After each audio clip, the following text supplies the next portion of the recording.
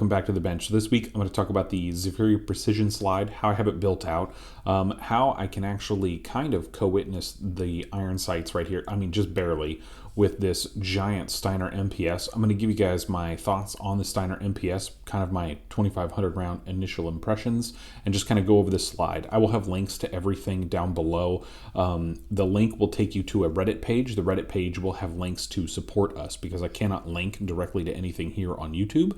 So please head on over to the Reddit over there and check out those links because I know a lot of you guys have them and all that. So first I wanted to dig in on these iron sights. This backup iron sight set right here is from Tyrant Designs. I've heard good and bad things about them. They did come up on Brownells. I think they're currently sold out, but they have come in stock a couple of times since I bought these. I only bought these a couple weeks ago. But they're 7075 T6 aluminum, 110 rear sight cut, V sight picture, and anti-glare chevron serrations. Sure, if that's what you're into, these actually seem really, really easy to install, and they're really solid so far from everything I've seen. I mean, the front sight right there came in and I was able to put it in extremely straight. With some other ones, you kind of have to like pinch the sight in a certain area while you drive it in, and it's kind of a pain. I'm running that awesome ported barrel. You'll see some background footage in here, not of this slide put together because I still haven't been able to get out to the range, but I will. As soon as I get that done, there will be an update video to this to kind of let you guys know how it's been running. But this is how I have it so far.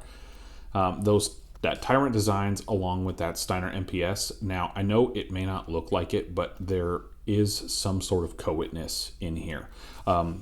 It's really cool.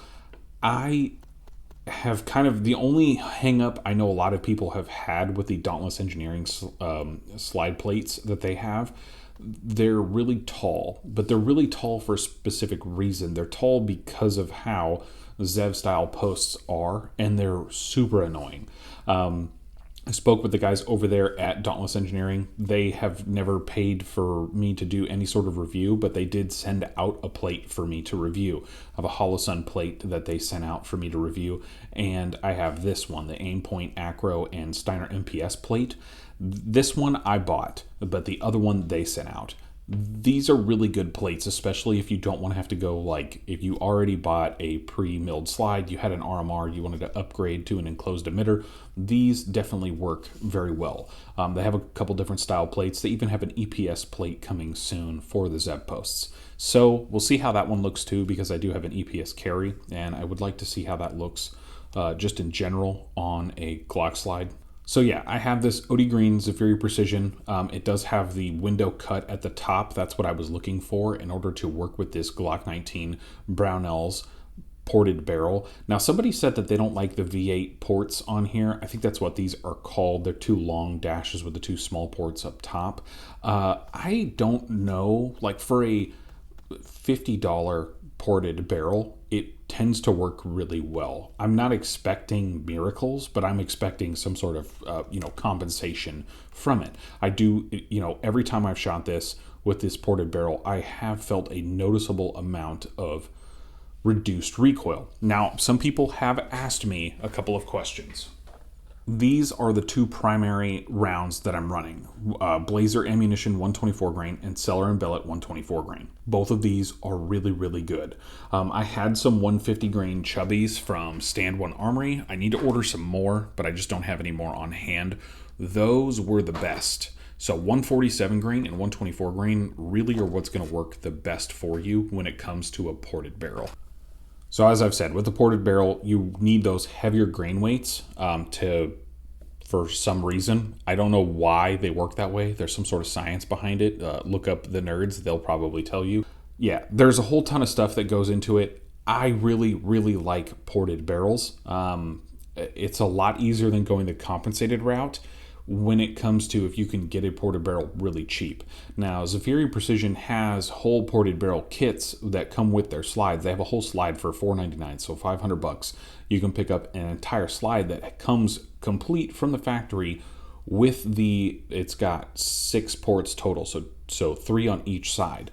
They look really good, but it's just, you know, that's a pretty big expense for a lot of people. I wanted to go the cheapest way possible. If you had a Brownells slide, which I do have another ported barrel on the way for this, but if you had a Brownells slide already and you had the window cut, that fit here. And I felt like it was going to work, especially with this, when you can see the windows lined up, you know, almost perfectly.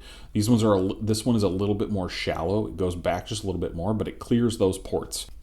That definitely helps that it's right there. It is not as far forward, but it's okay. As long as these ports aren't being obstructed by anything here, you won't have an issue. So if you're out there and you're looking at the Brownells ported barrel, you have a Zaffiri precision slide, or you just have a Brownells slide, you're more than welcome to kind of, you know, pick up one of these barrels and see how it runs. I think they're really great. I think they're sub $60. I think they're 58 something right now. Not bad whatsoever, and they qualify for the coupon code B15 off or something like that. I'll put it on the screen right here.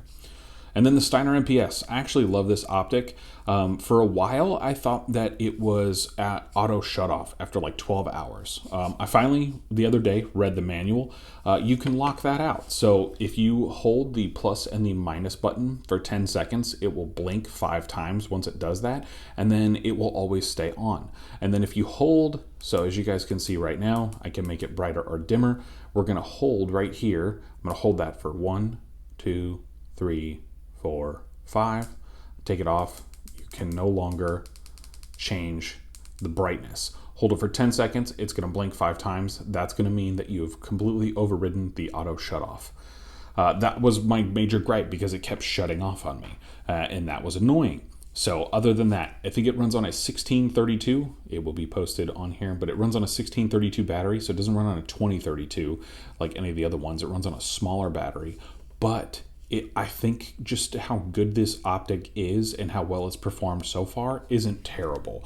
Also, one other con that I do have with this is you're really easily able to scratch that rear window right there. Mind the fingerprints. That was me messing with it earlier. But you can scratch the crap out of that rear window apparently very easily, which is quite annoying. But other than that, this is the slide setup. This is a video I'm going to have out this week. There is some random B-roll in the background, not of this slide. I do apologize. I'm trying to get you guys out content so you guys can at least understand that I'm not dead. But the cool part is there will be more content coming very, very soon. We have a lot of stuff coming. I will have some more content about these upper receivers right here, that 20-inch right there, and that Daniel Defense Riz 3 rail on the dissipator build that we have going on. And there's just so much more coming. So please stay tuned. If you guys have any questions about any of this stuff or what you guys need to know, by all means, leave it down below. I will do the best to answer everything. I will put in these backup iron sights on here along with this Dauntless engineering plate where you guys can find it at, along with the Steiner MPS, this Zaffiri slide, all that other stuff. The problem right now is Brownells has discontinued their slides. As of right now, apparently they're coming back with a new iteration. When they do, hopefully we'll get an acro cut slide at some point. That is all I have for you guys this week. Thank you guys so much for tuning in. As always, I love you guys. Be a hoodlum.